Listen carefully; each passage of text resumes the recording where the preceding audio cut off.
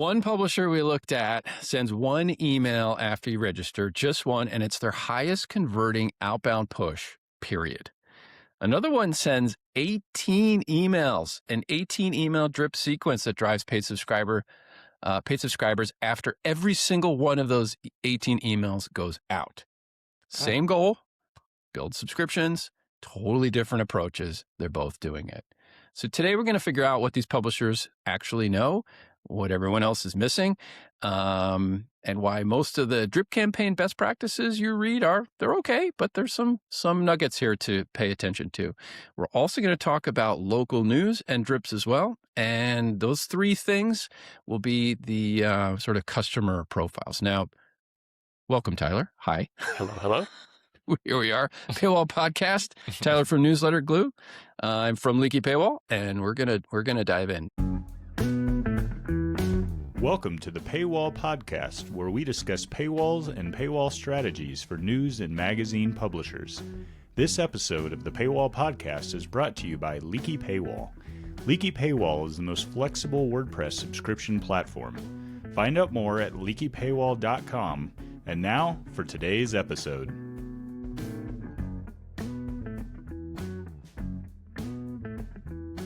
Now, before we jump in, what I want to do is go through some of the research that I went through this morning in terms of drip campaigns, and there are some things, sort of like general things that we need to.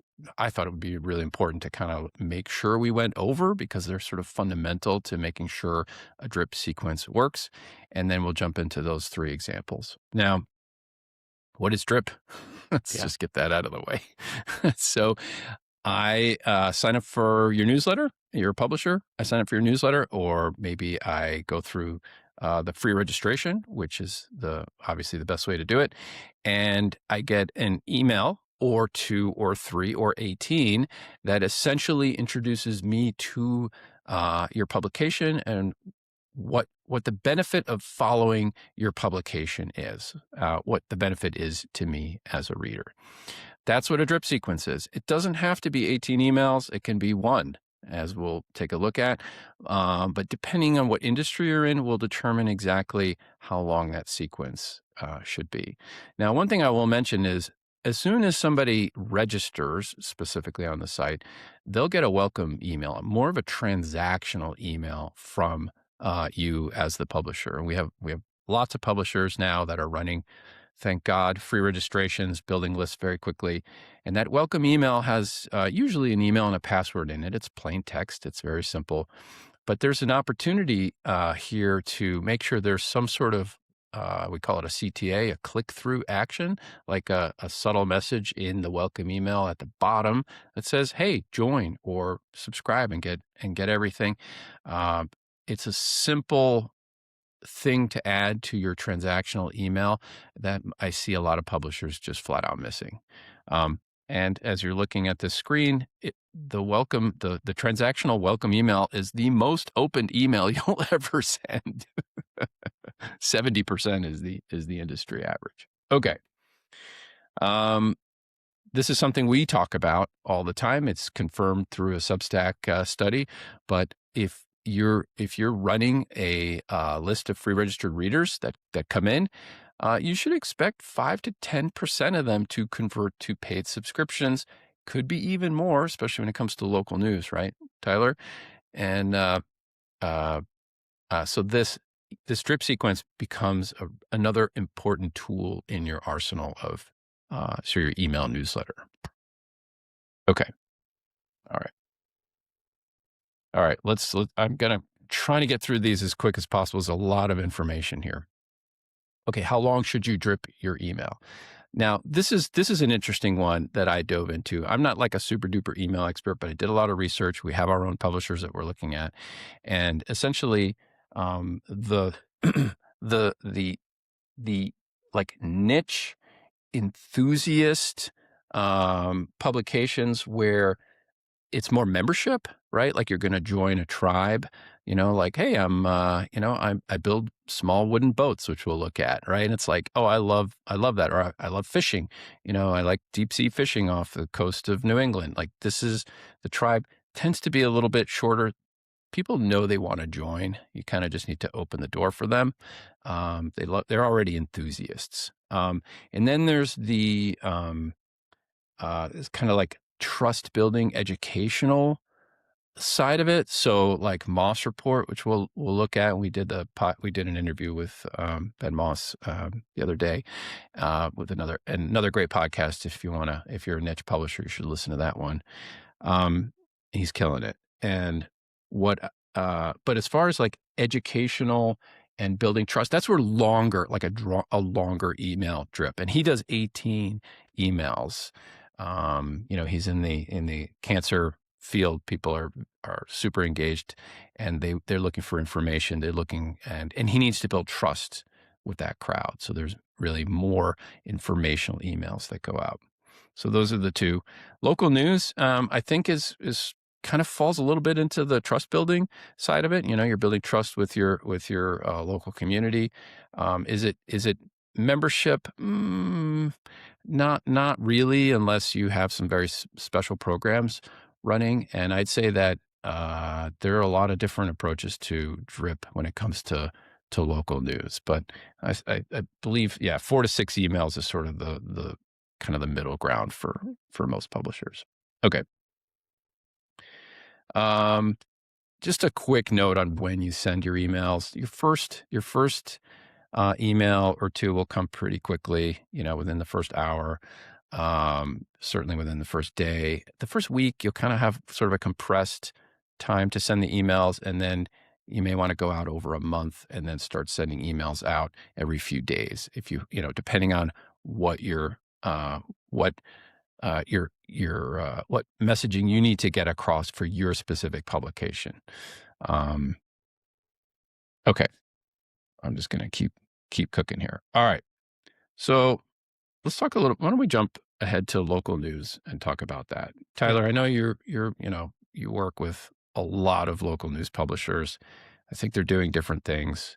I saw some things in this list here that I really like, but do you have any particular thoughts on local news that you want to make sure everybody knows about? Yeah, for sure. So with local news, I think what's most important for a drip campaign series is more of an introduction to your team and what your mission and goal is for your community.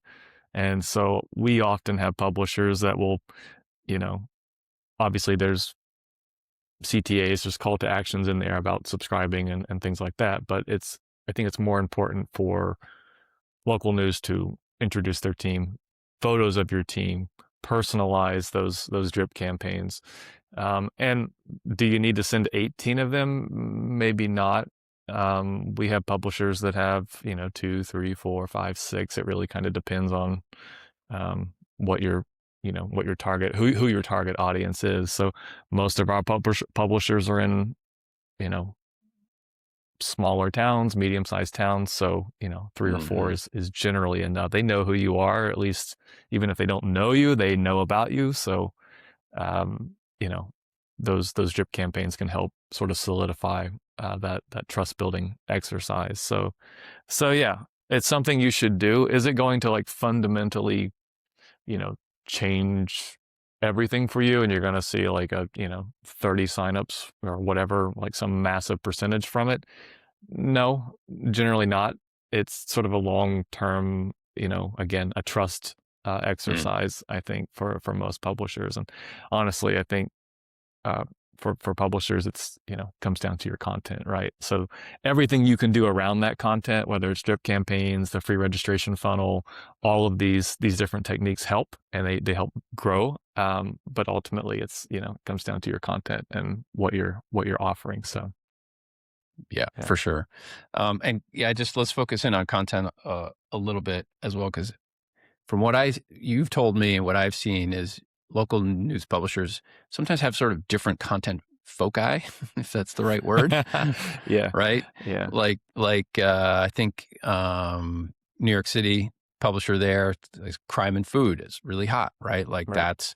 that's looking at the analytics, there's a lot of traffic in those two, whereas maybe someone in rural West Virginia, that's not really the focus at all.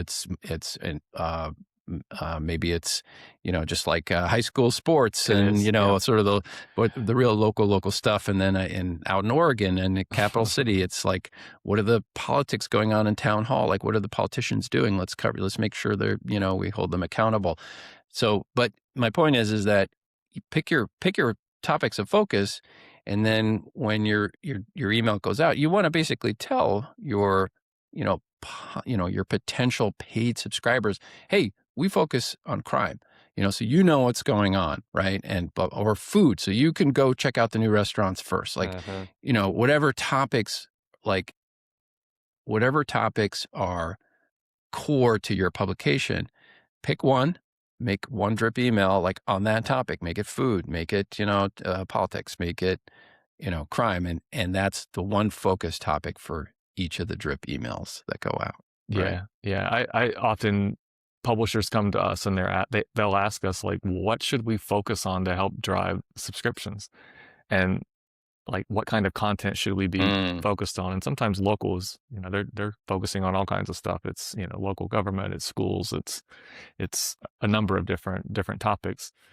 These are things you can figure out when, in your analytics, you can figure out what's most popular, what's driving free signups, what's driving paid signups, and then you can kind of lean into that content. So speaking of a New York City publisher, they figured that out based on what was driving conversions. So if it's food and it's crime, and those two things are working for your audience, that's what they want to read, focus on it. And so the same goes for any other town. So maybe you could try a number of different verticals of content and then see what sticks, see what's driving the conversation for people, and then focus on that. So for sure. And I'd absolutely say don't get worried about having to create 10 drip emails or even 5. Focus on if your content is focused on two topics, then send 3 emails. Right? Mission is first, and then just to pick on New York City, it's like food is second, crime is third, and then maybe the fourth is just a promotion or something to get them to pull the trigger on paying for a subscription. So that's it. The less you send to someone, the higher the impact. Right. This is true across life. Like, if I have to look at 12 things on a website, I'm just confused, right? But if I'm looking at one thing, I know exactly what I'm looking at. So the impact of having less is far greater than having more. Okay. Yeah, and that's something to note when you're building these drip campaigns. Go through the process yourself after you've set this up. If you've ever ordered anything online and you get like 15 confirmations, a shipping confirmation, there's just a number of different things that flood your inbox. You don't want to do that. You want to slow the cadence on these emails with your drip campaigns. You don't want to overwhelm people. You don't want to be sending an email every 5 minutes, every 30 minutes, nagging them to subscribe. So cadence does matter for conversions. I'm glad you said nagging to subscribe. Agree on cadence. And then these campaigns are all about just introducing your content with trust. That's really what it's all about. You can have upgrade messaging at the bottom of your emails, but this is really like your introduction to this new reader who just signed up for free. With the motivation that if you give them enough value and you build enough trust, and it's content that they truly want, that they will at some point down the road pay. But this is farming, right? Like, this is nurturing. You're not, oh, hey, thanks for signing up, here's 50% discount. I was just about to say that. Like, this is not an opportunity to completely give away your product and offer a 50% discount on anything. So don't fall into that trap. Like, use this as you're saying, like, as an opportunity to build trust. Yeah, for sure. All right, let me just flag a couple of things I thought were really, really cool here. So you mentioned like a welcome from the editor and the mission email, like that comes right up front. That's maybe an hour after the welcome transactional email comes in. one of the things I thought was pretty cool is like, we broke this. And I was thinking about Salem Reporter. They do a lot of coverage about, what's going on in local government decisions and things like that. And it's like, hey, we broke this, a signature investigation. Like that's really powerful. It's like just giving your free reader an example of like, this is the work we do. Like we did this, investigation. It took X amount of time. This is what we dug up. This is the results. This is what your subscription gets you, right? Like I thought that was, that was a really powerful And thought. Salem actually has an email similar to that for their drip campaign, and the subject line of it is holding power accountable, how Salem Reporter works for you. And so they go through the process, get into the weeds of like, this is what we do daily. This is how we make the sausage. This is what we're doing for the community and for you as a reader. So exactly, you should be doing that in your drip campaign, especially if you're a local publisher. Bingo. Okay. Well, somehow, the publisher of Salem Reporter is predicting the future here. This is good. All right. Let's see. We talked about picking your content that you're focusing on. A neighbor testimonial as one of the emails. It's like why one of your subscribers pays for a subscription. I thought that was pretty good. And you can have like kind of a soft ask in there. Social confirmation. Yeah. Yep. So anyway, I thought those were good. All right, let's move on. We talked a little bit about the volume of emails, whether you're sort of in the membership identity space or more in the trust space. So I'm gonna kind of skip past this slide, and then all right, let's go talk about a couple of niche publisher examples and what they do for drip campaigns that have really knocked it out of the park. So we're gonna look at small boats. We haven't looked at small boats in a while. They are still plowing forward, rowing forward. Sorry, I was trying to come up with a good analogy here. But nope, I couldn't do it. Okay, so when somebody registers on their site, they give away one free article, then they pop the registration. You have to register to read that next article. If you're not doing that, start doing that. That'll grow your list so much faster, like 500% faster. It's crazy. And I have the example of what they send, right? It's a welcome to Small Boats. Your account is activated. How to log in. That's it. Username, password, whatever you wrote. And it's super simple. Now, this email gets on average a 70% open rate. So I would suggest to Small Boats that below this, have some simple text, nothing fancy, that says, hey, ready to join? Click subscribe, off you go. Okay. Now, what happens after 1 hour? This is what happens. They send an email. They wait exactly 60 minutes and send this next email. And it's the only email that they drip. It's the only one. It says, welcome to Small Boats. This one, however, is HTML. It's beautiful, right? You got really nice photos. Welcome. If you're watching this on YouTube, you'll see this. But essentially, it says, welcome aboard. Thanks for checking out Small Boats. We hope you enjoyed that free article. But believe us when we say you've barely dipped your toe in. From seasoned mariners to the nautically curious, our members find what they need to keep their dream afloat, and then a join now button, right? So this is like, I'm a wooden boat building enthusiast.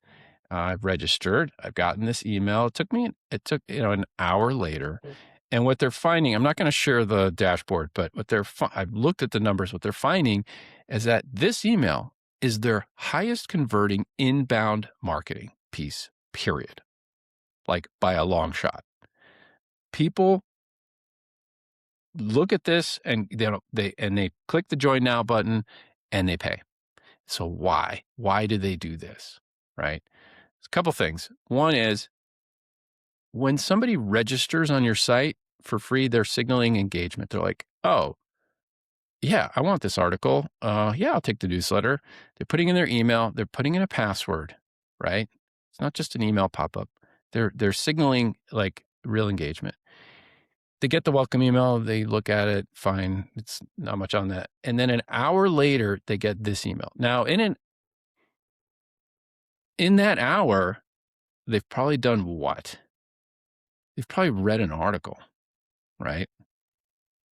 I mean, that's why they dropped off they did the work to unlock an article, right? It's like, now they're reading the article. Give them an hour to read the article, right? And then cool off a little bit, and then hit them with the join message. And you're hitting them in that, what we call a honeymoon period, right? It's like, I read the first article for free. It told me I needed to register. Okay. I registered. I read that article that I registered for. And then an hour later, I get like, hey, why don't you join? Well, now I've read 2 great articles. I really like this. I'm feeling good about it. So the chances of me paying is up, right? You get somebody at peak engagement at this with that 1 hour later. It's crazy, right? Yeah, you're literally giving them time to digest your content, your brand. They're brand new to you. Like, relax a moment, give them some time, let them, take it in, and then an hour later they get this really nice, call to action to subscribe. So, and if you've ever signed up for or ever gone through like checking out for an airline and you're looking at prices and you put in your email address and then you don't book it, maybe you're just looking for how much it costs or looking at flight routes or stuff like that. You do that, you come back an hour later, there's an email. It's like, oh, by the way, did you want to book that trip that you were looking at? And you're like, oh yeah, I remember looking at that an hour ago, right? So it's like, kind of sucks you back in. Oh yeah, I need to complete that at some point. Right. So it's sort of a same kind of thing here. Yeah, exactly. Yeah. You're someone's engaged. You don't let them go. That's right. Yeah. And it works. It works or they wouldn't do it. So absolutely. Well, I've looked at the data. It's the highest converting inbound. We look at, so with our new subscriber insights dashboard, we have the UTM codes tab up there. If you don't already know this and you're use our platform, with the new Insights dashboard, you can just start adding UTM codes to all your links and everything you do. Could be a button on the website, could be your newsletter, could be any paid campaigns you do. You just put a little UTM code on the back end of all your links, and then it will, in the dashboard, it'll just track everything. You'll see exactly what's converting paid, how many dollars are converting to paid.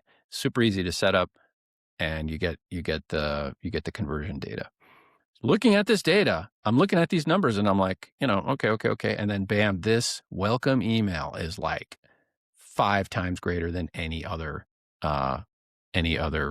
metric they're looking at. I think they got maybe 20 UTMs running right now for inbound monitoring. It's wild, absolutely wild.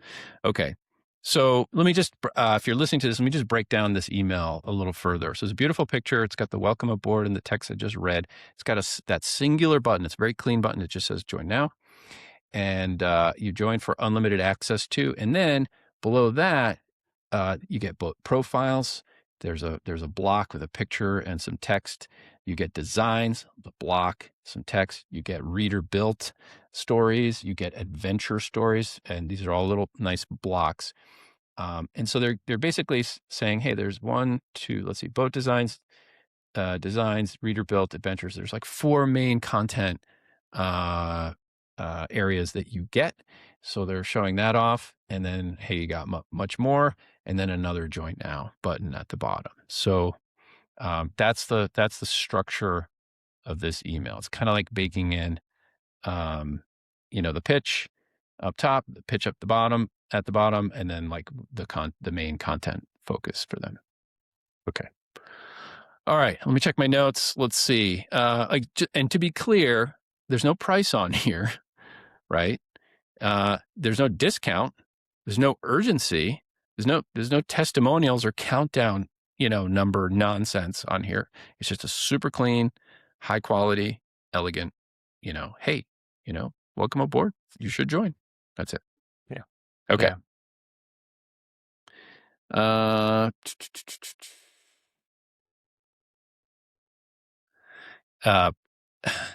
So you could kind of think of it as a welcome brochure. Oh. That's an old timey kind of a word, but it is what it is. Okay. All right. Let's go to our second example. This one is different. This is This is Moss Report, um, independent cancer journalism since 1974. This is really a membership. Again, if you want to dig into the success of this publisher, listen to the podcast we did recently. And they have an 18 email drip nurturing campaign. You and I talked about this during the podcast. No, that was, sorry, Ben was on the podcast. I'm sure we talked about it sometime because we talk about everything. But so 18 emails go out after somebody registers. Now, just to paint the full picture, they're dealing with a very sensitive topic. People that are struggling with cancer, and they have a lot of more holistically based information that's been researched, and they've been doing this for a long time. They've helped a lot of people. Something to look at what they're doing. And what he did, I think it was February. It wasn't that long ago. It was a few months ago. They're in a space where there's a lot of information, right? And thousands of articles. And so what he decided is for the free registration, instead of just like giving away an article, they put together a package called the Essentials of Cancer, right? So if I click that, I get sort of a breakdown on what you're going to get if you sign up for the Essentials. I think it's about 20 articles that you get. So you get a bundle right off the bat if you register for free. So if you're in the niche space, right, think about your content and think about if there's like a bundle of information that would make sense for you to give away if somebody, gives you their email and password to create an account on your website. So what he decided was to give a very helpful bundle. What happened when he turned that on is his free registrations jumped 30%, have been up 30% since he turned it on. So it's a big jump in free registrations, packaging the bundle. Okay. So I drop in my email, I choose a password, I sign up for this, I get access to the Essentials content. And you can see that he's promoting the member content on the side here, which you have to pay to get access to. And then he kicks off 18 emails, right? And then those are spread out over a month and a half or something like that, or a couple months. They're pretty spread out. Okay. He quoted, let me see here if I can find the quote. I can't find the exact quote, but what he said is that every time he found that his paid conversions jump every time the drip fires. Like he's looking at his analytics and seeing that when the drips go out, paid conversions bump. And he's in that building trust space, right? Expertise and trust. And you can really only do that over time, right? You don't just run into this and go, oh, I trust this completely. You need to read the content, maybe try some things. Like it takes time to build trust. And what I think is interesting is that the bundle kind of makes the 18 email series work, right? It sort of sets you up for deep engagement. Like if it was like, read this one article for free and then you get 18 emails. It's like, whoa, that's a lot, but no, it's like the Essentials is 20 plus articles and you get this mini library to dig into. And then 18 emails over time is like, oh, well, here's more deep content. You're kind of ready. And again, you're looking for, you're dealing with highly engaged audience here. So this works. Okay. Now, one thing that the Moss Report does really well in their emails is they, let me see if I can go find an example. What they do is I'm going to pull it up, is he writes kind of a personal intro to each email with some little bit of extra information. And so I'm going to put in, and that makes you want to click to the website, right? And anytime you get somebody to click to a website, what happens? You get a chance to, upgrade, message them, right? So here's an example of an email. Hello, healers. And he talks about scientists begin suspecting that cancers have stem cells. Da, da, da. So he provides sort of value, like personal intro with value right in the newsletter, and then a link to the article. So takes effort, no doubt. This is not a thing you just set up right away. He spent a lot of time and energy in doing this, but it's paying off. His registrations are up, his paid subscriptions are up. It's pretty impressive what's happening here, but he's obviously putting the time in. So every drip email that goes out, it's got a personal, little analysis of what's happening. It gives you value right there. And then you click off to the article. It works incredibly well. The other thing he does is a lot of these articles are only available for free for a limited period of time. So we have an extension called the Archiver. I think it's called the Archiver, and you can set any article to go to change from free to paid over a period of time. So it's like you could have like article once it's published is good for 30 days or 2 days, and he's just got like an articles open for like 2 days, sends a newsletter out, and it's like you have to click now if you want to read it, or it's going behind the paywall, right? So it's very clever, and he's creating urgency in his email series to getting people to the website, and then being on the website, and then they go to the next article, and I need to upgrade, I need to pay. They get the messaging to pay. So that's another sort of value for this drip sequence, the drip sequence, and then his, fresh content go out, and, it's all about sending people back to the site. So if you have,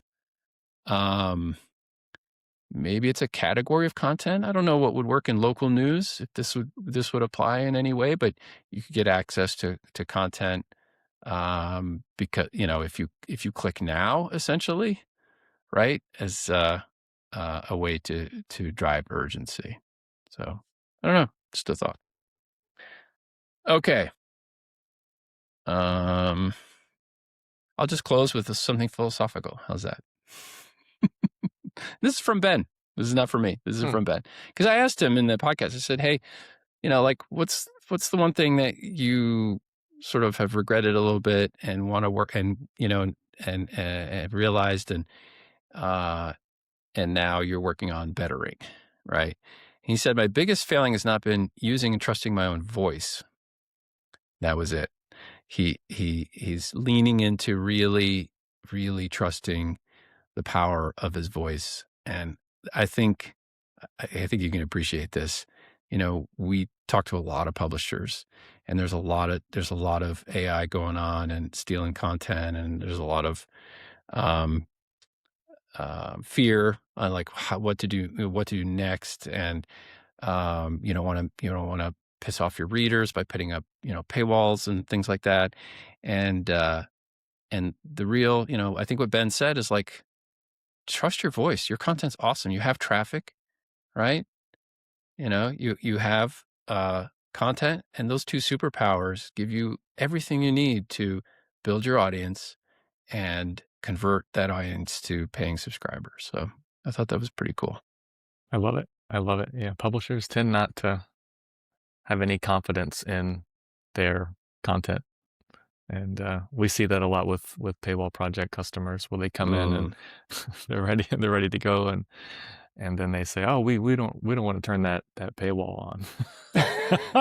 Oh, really? Right. Okay. Yeah. So yeah, there's certainly like a level of confidence and like leaning on your brand and what you built, and trusting that there's value there, and giving it a shot. Yeah. I just need to say it again, like if you, as a publisher listening to this, you have two superpowers. You have your content, and you have your audience. Those are that you have traffic to your site, You have an audience that likes your content. You have your content. That's your gold. And you got to leverage that, right? Like that's how you survive in today's world. You leverage it, and you leverage it by putting up that free registration. So you're requiring people to give you their email list. You're not popping up saying, please put your email in here. You're saying, hey, you want access? Give us your email. And you can decide how much access you give afterwards.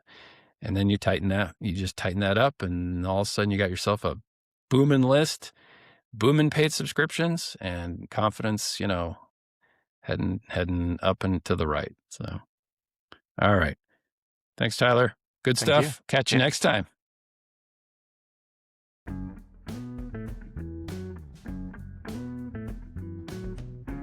Thanks for listening to the Paywall podcast. If you'd like to get in touch to discuss subscription strategy, go to leakypaywall.com. See you next time.